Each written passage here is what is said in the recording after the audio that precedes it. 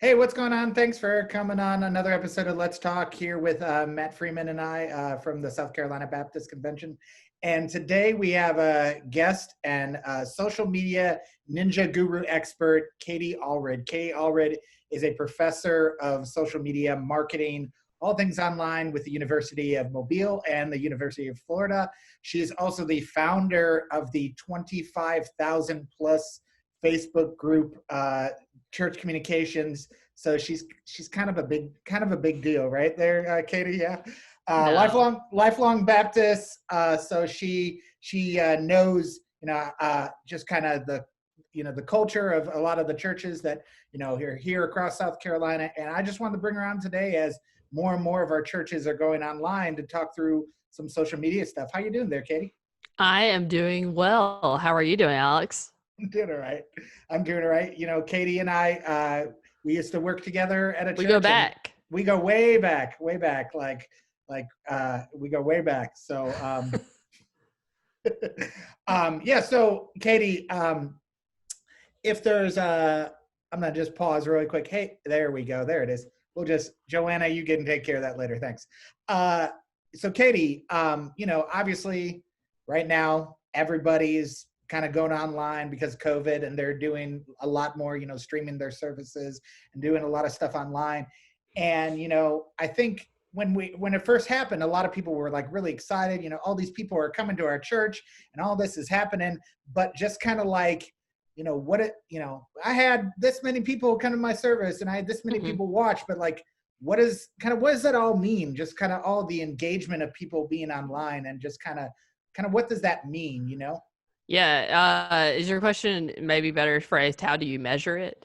I would say, I would say that, that right now a lot of people, are saying, well, I had this many people come to my church. Are those Sure. attendees? Are those, do Yeah. I What do you count them count in? them as? Yeah, I count them in the roll. Like I Sure. had this many watches. Like, I think we need to throw the roll out. I know the roll's going to be called up yonder, and we'll be there. But I think that we probably need to focus more on follow through and what do people do when we call them to action. Okay, so in traditional marketing, we would have a call to action, a CTA, in every video and every piece of marketing that we do. I think it's time that the church takes a hold of the CTA and starts using it. Okay, I know that we say that our one call to action is to bring people to Jesus, and it is, but we need to make it very specific and actionable for people to actually follow up on. So that has been an issue, I think, with so many churches going online. They're like, well, 3,000 people have viewed it or whatever. Like the video has said 3,000 views. What does that mean? I don't know. It could mean trash. Like, I mean, we don't really know like who those 3,000 people are. There's no way to specifically tell. Do you measure 10-second views or do you measure to the end of the video views? What matters more? I don't think any of that really matters as much as do people follow through with what you ask them to do. So, and if you're not asking them to do anything, then I feel like this is a great time for you to start doing that. And so, what could that thing be? You might say that for our congregants, it's a different thing than our first time guest. But I think that it's really important that we make it very specific and easy to act upon. So you might have a call to action. Hey, if you're watching this today and you've never joined us for worship, we would love to reach out to you and welcome you to our church. Like in a traditional church setting, we would probably give them a first time guest gift. We would, high five them. We would spend some time with them. We can't do that online. So how can we make it really easy? So I thought about this and I was like, it'd be really cool if we just said, hey, if you're a first time guest, you're watching this on Facebook, can you just give us like a like or like a heart? Use those specific reactions and then actually message those people. Don't message them from the church, message them from your personal profile. So it seems like, hey, this is a real person reaching out to me, not just this anonymous body. And actually reach out to them and make like a one-on-one connection and say, hey, I saw that you liked our post. You may have just done it on accident, but I want to reach out to you and see, hey, if this is the first time of visiting, we would love to send you a gift. Would it be okay if we got your address so we could send you something? And so that I think just makes it so much more personable. Absolutely. If you can just change that a little bit.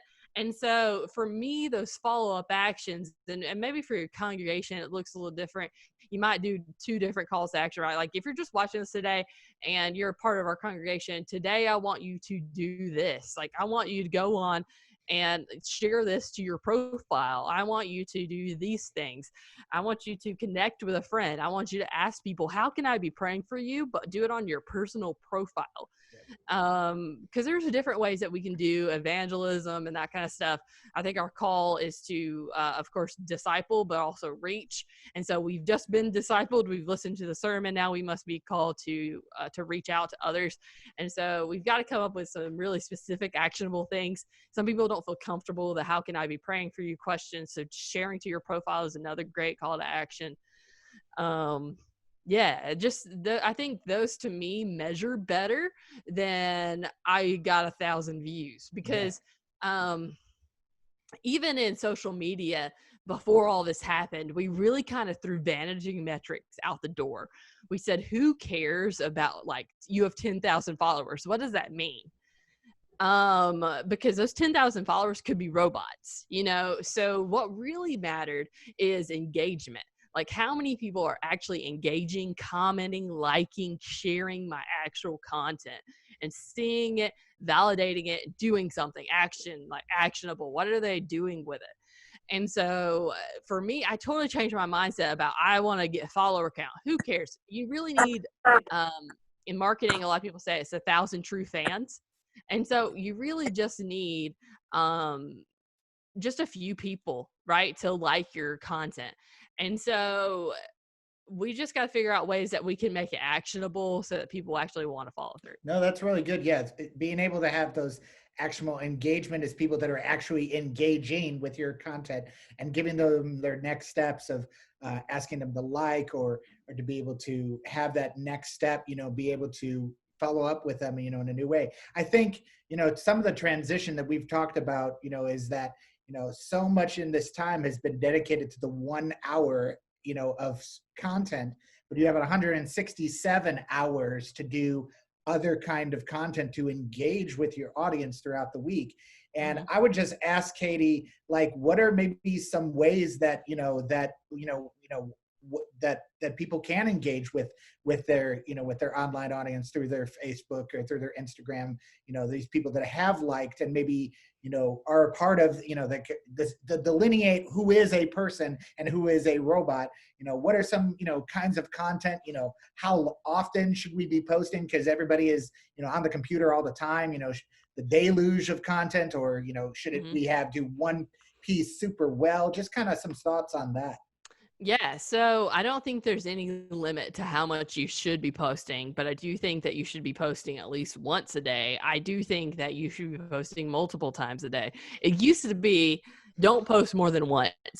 I think any normal social media consultant would tell you, don't post more than once or whatever. You're gonna flood the feed. That's just not the case. That's not how Facebook works. That's not how their algorithm works. People, the algorithm will decide how fast people scroll past your content and what to show them and when to show them that. And so it's more up to the algorithm than it is like, I'm only going to post once because they're only going to see this thing once or whatever. Really, it is about posting as often. So, you know, I think too, we need to delineate about the platforms. Okay. So there's a Facebook page. Okay. And a page is great. I think it is the front door of your church. It is where you hang a pretty wreath. It's where you tell stories of life change. It's where you share your Bible verses, but please don't take them out of context. Please explain your Bible verses. And then I think it's also a great place to have your pastor do Facebook Lives every day. Have someone in your church, your children's minister, you know, they can't meet for children's ministry right now. Have them come on and do a weekly program. You know, have your worship minister do some worship, lead some worship throughout the week. There's so many innovative ways that we can use it. Don't feel like it's like a one and done situation. Like I would come up with a calendar, like literally sit down with a spreadsheet and think of some ideas and then execute them. It doesn't have to be like some fancy social media calendar. You can Google one and you're going to find like so many things and you're going to be like, I'm overwhelmed. Please don't do that. Literally sit down with like some pen and paper and be like, okay, Sunday, we're going to post, obviously the sermon, but we're also going to post this and that and the other. Monday, we're going to post this. And you can even come up with a weekly calendar that repeats. You can be like, Mondays are, I don't know, in the moment Monday or something. I don't know. And then Motivation Tuesdays Monday or yeah. Yeah, Motivation Monday. I think that's what I used to do actually at Brentwood was Motivation Monday. And then, Throwback Thursdays and whatever. There's so many things that you can come up with that help you. You don't have to tell the public what you're doing, but they help you come up with content so that you can reach your audience. Another thing, so we were talking about delineating what's the difference between the platforms. So there's a Facebook page, and a Facebook page is necessary for reviews. If you don't have reviews on, turn reviews on. I know that you might get some trolls. Jesus said we're going to have some haters. We will deal with them. Okay. You can tell them, you can ask them like, why? Like a lot of times, people accidentally leave 1 star and they meant to leave 5 stars. So say, I am so sorry you had a bad experience at our church. What can we do to change your 1 star to a 5 star? That triggers their brain. Oh, I could have made a mistake here. Okay. And I can fix it, or they could tell you the real reason. Like, we had a terrible experience. Well, why don't you figure out a way that you can become like the most hospitable and direct them to another church? Say, hey, I am so sorry. We're not the right church for you. Here are some other options. We've actually reached out to these people. We would love to like connect you with this church specifically that can minister to your needs. And so that's just some things. You need Facebook for the check-ins, for the reviews. You need the page. Okay. There's another Facebook product though called groups. All right. And groups are really important. And so you can connect your page to a group. Okay. So that your church can have a community of groups. And this is where you should create your ministry. Each department should have its own group. I feel like they shouldn't have their own pages. Yes. I think for the first 10, 20 years now of Facebook, it's been on for a little while. First, like 15 years of Facebook, there was only, or really first, 10 years, there was really only pages. Like people really didn't think of groups. They were just not the mindset of people. And so we created all these pages for ministry. When I left the church I was working at, we had like 97 pages. It was ridiculous. There's so many pages. It's not anybody's fault. It was at the time the best solution, but now there is a better one. Okay. So, and Facebook has actually told me that this is what they want people to do. I literally just got off the phone with them last week and they were like, please keep telling people this is what we want them to do. Organic reach. So what I mean by organic is not paid. Okay. So not paying Facebook to play on it is organic reach. And typically on a page is 9%. And that is on a typical page that's not trying. Now you're trying, it could be more than that. You can find out in your insights, especially if you're posting multiple times a day, hopefully it is more than that. But typical reach is 9% on a page. It is quite the opposite. I don't have like a measurable number on that, but it is, I would venture to say it's like more like 80 to 90% on a group. Okay, so groups are so much better at getting the word out to people. And so if you can create groups, you can create a group for your overall church if it's really small. You could create, groups specific for ministries, right? You're trying to reach preschool moms. Okay. Put all the preschool moms in a group instead of giving them a page, because a page really isn't the best place. If there's only 100 likes on there, that means like 9 people are getting it. And so, but it would be quite the opposite in a group. It's more like a community. It's more like a living room. This is where we live. This is where we discuss. Great place to put a Bible study because they have this thing called social learning units. We can literally do like a Facebook Live like we're doing now. We're recording it. You can put it into the group, upload it. You can put it in units so that people will go one after the other. It's really cool. It's like a learning management system built into Facebook. And you can just select it as the group type. So if you're going in there and you're like, I have no idea, units aren't on my group, what are you talking about? You have to change it to a social learning group. Okay. And then you'll see units. And so it's fantastic. People should use it. I don't know why they aren't. But something I have a really big heart for Okay. And this is like going to be, sometimes I like really trip people's minds up about this. Get it, Katie. Is creating groups for outreach. Okay. So creating groups that are not related to your church at all, but groups that are in your community. Okay. So there are so many ways that you can do this. I'm actually going to see if I can bring up a little thing, because I'm like, oh, I'm going to forget this really great quote. Hold on. So, okay. So groups for your community, they're external groups. They're not groups that are connected to your page. They're not groups that are connected to the church specifically. I kind of call this my super secret plan to convert people. It's really just about creating community. It's a super old evangelism technique. It's not like I've come up with some crazy new technique. We used to do basketball leagues, right? We used to do, all sorts of different things. But instead, I want you to like think of like a niche, think of something that you love. Maybe it's kayaking, okay? You want to create a kayaking group in your city. So if you're in Anderson, South Carolina, you're creating the Anderson kayaking group, okay? And you can create this group and then add 10 of your friends, maybe from the church, that also love kayaking, and say, hey, this is my plan for this group. I just want to create relationships with people outside of our church. Can you invite 10 of your friends that also love kayaking? And then we will all go kayaking together later in person for the sole advantage of just creating relationships that are outside of the church.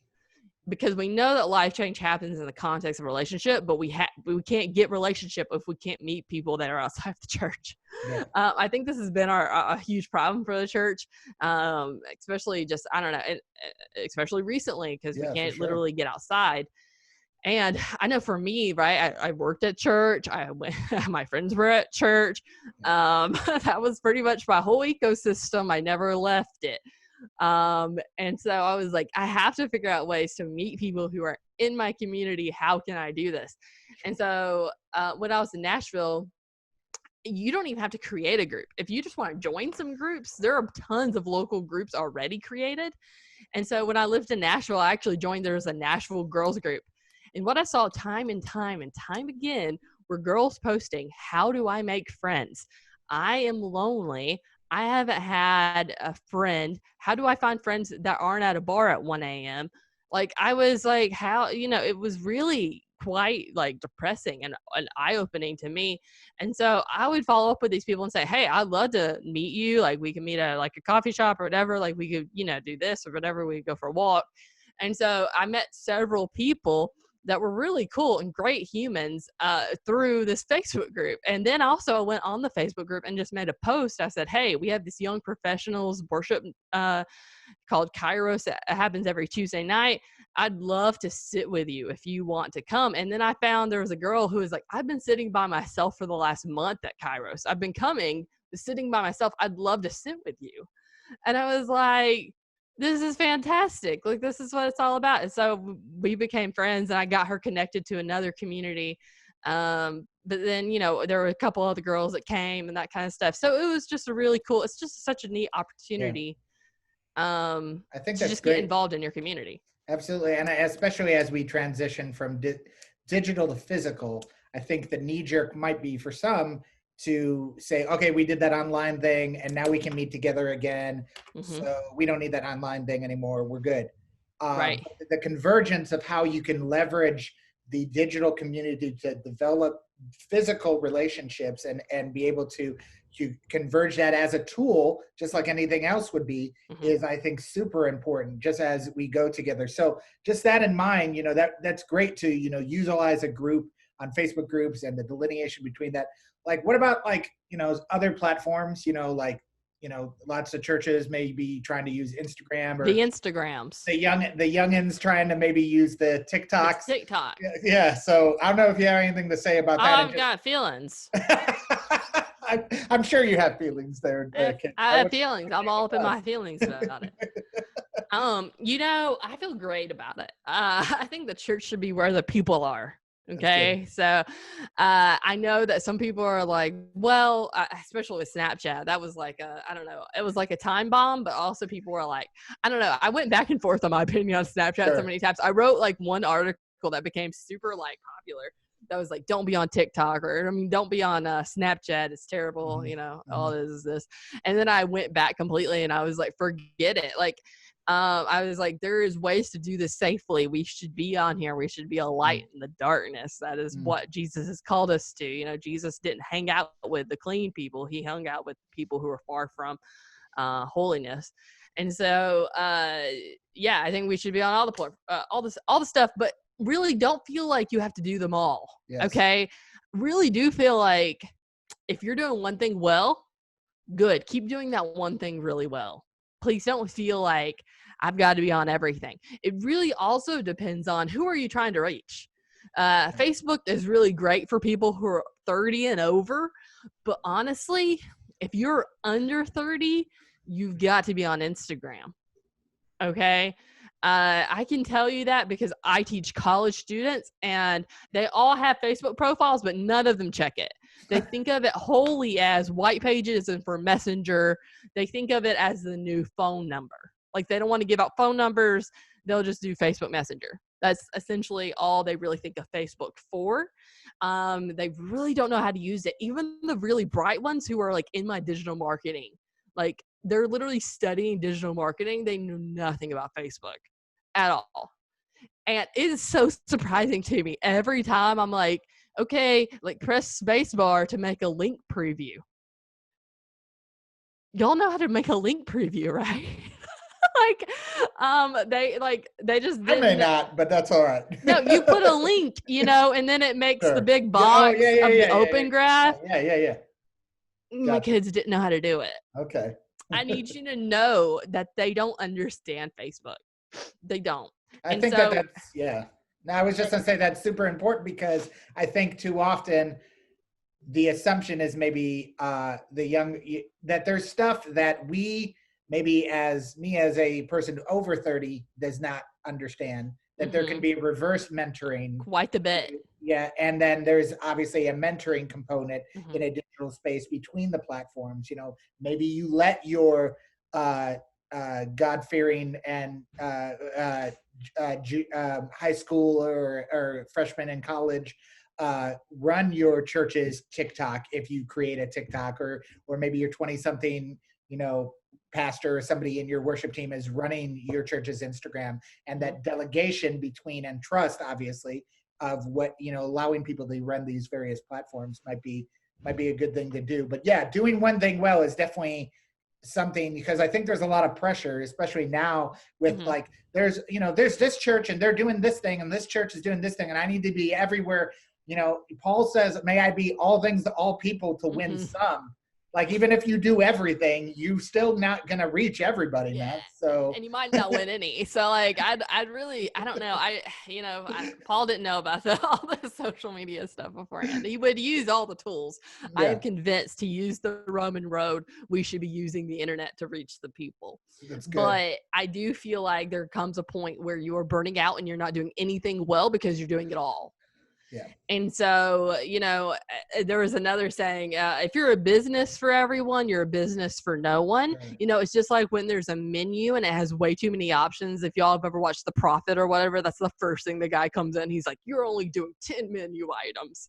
You have 400. You're cutting you down to 10. You know, you really should just focus in on what you're really, truly good at and what you really understand.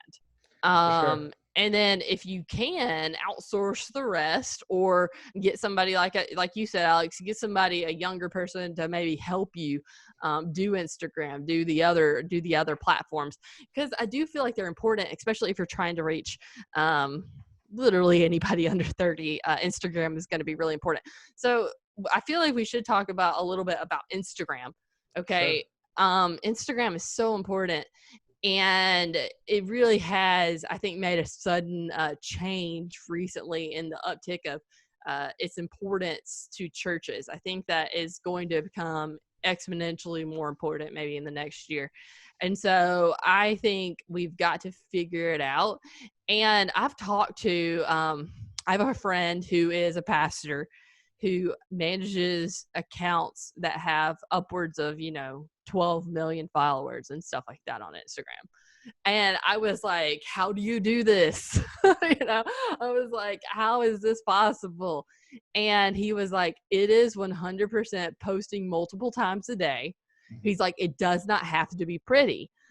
He was like, every designer will tell you, oh, it's got to be beautiful and elegant and all this kind of stuff. He was like, honestly, sometimes the ugliest stuff goes viral.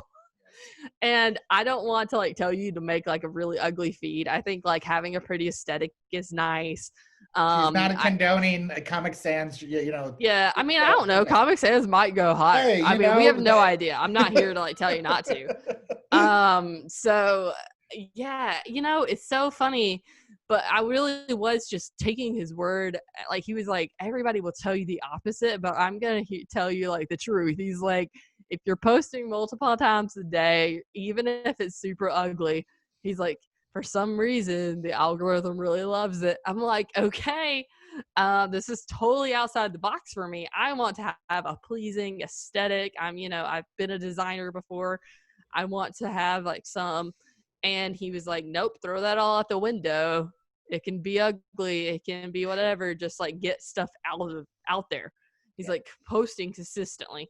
Yeah. So Content Studio is fantastic for scheduling content onto Instagram. So if you don't have a business profile on Instagram and have it hooked up to Content Studio on Facebook, do that today. So easy. It's free. You can measure how well it's working, but you can also schedule your content in there. It doesn't let you schedule stories. Sure. But I do recommend not just being in the feed, but of course being in stories too. Yeah. I think what you said, the fact that if you're building a content calendar, be it a Google spreadsheet or Excel spreadsheet, or be it through a platform like CoSchedule or Gain or Hootsuite or what have you. So many options. Creating some kind of schedule and then having something to say, and whether or not it looks pretty or doesn't look pretty, people are looking to hear. People right now are in a situation where there's a lot of turmoil going on, and they're looking for leadership to speak into that. And so if it's something designed in Canva or MS Paint, rip, pour one out for MS Paint.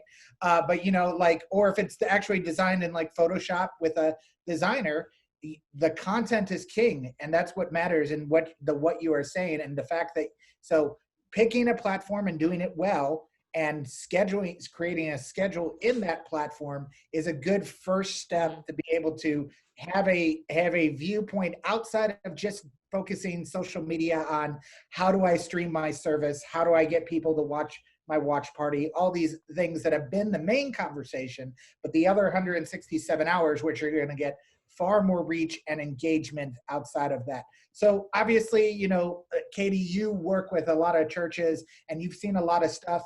On this call, we have churches that are, maybe less than 100 people. We maybe have churches on this call that have more than 1,000 people.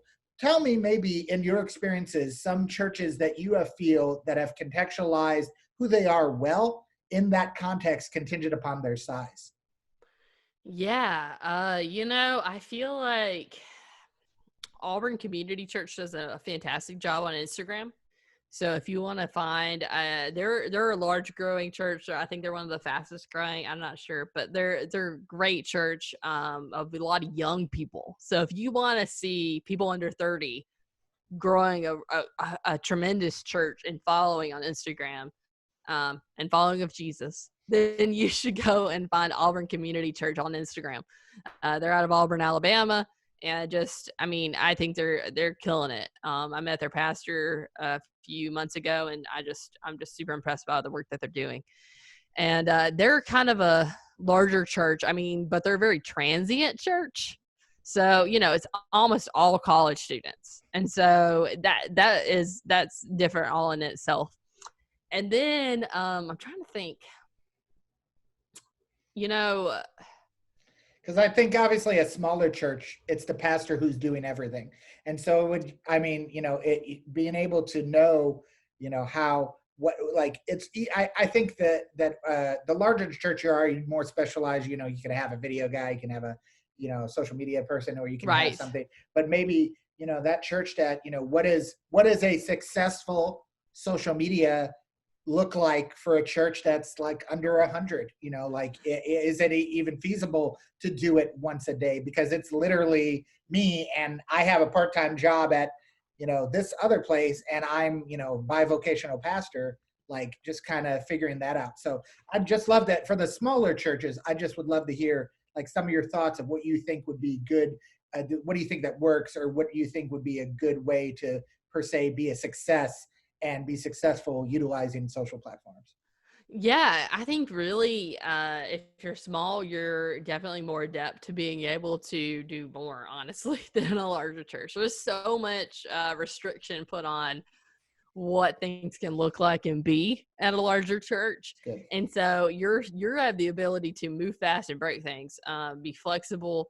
And so use that to your advantage. You can be a little even more, I don't want to say quirky or whatever, but like you're allowed to, do some stuff that is more authentic. And honestly, that speaks to people a lot more on social media than these overproduced videos where the guy's got a Canon 5D. Like Jimmy Fallon right now, I think this is like the epitome of the small church. Should be watching Jimmy Fallon doing his late night show with his kids hanging off his back. His wife's doing it with her iPhone or whatever. Like especially this early ones when he first got into it, they're super awkward.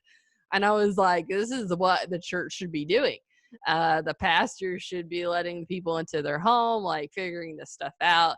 And even if it's not the pastor, maybe it's just like some lay leaders or whatever that are doing it.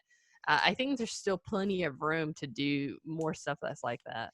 Yeah, the quality, if Corona has said anything, it's dumped quality out the window. And again, it's cemented the fact that content is king, and that content and relationship and knowing your audience is what's most critical. Gear and all that, which I think is the biggest hurdle for some churches, because we don't have the budget. We don't have the expertise. We don't have the know-how.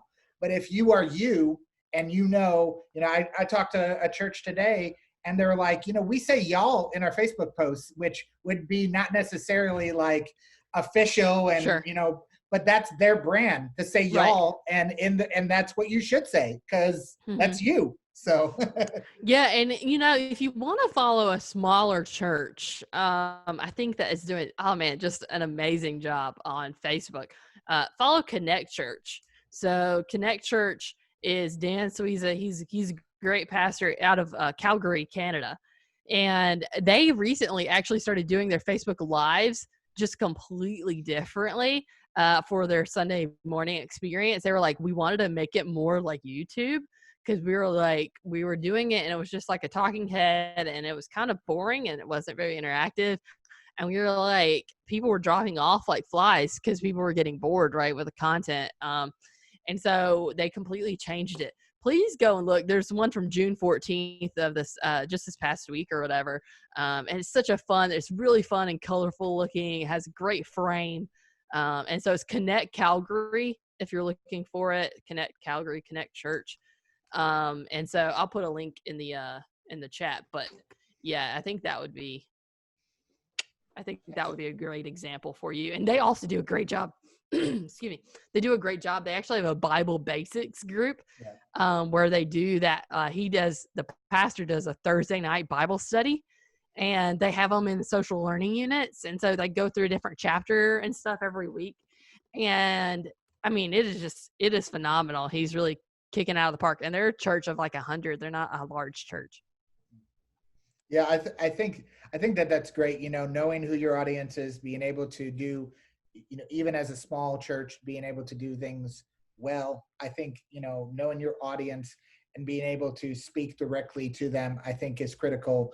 Focusing on focusing on your calendar, focusing on a way to do that. Katie, I mean, you have obviously a wealth of knowledge that we could talk for the next like 3 hours about all sorts of things social.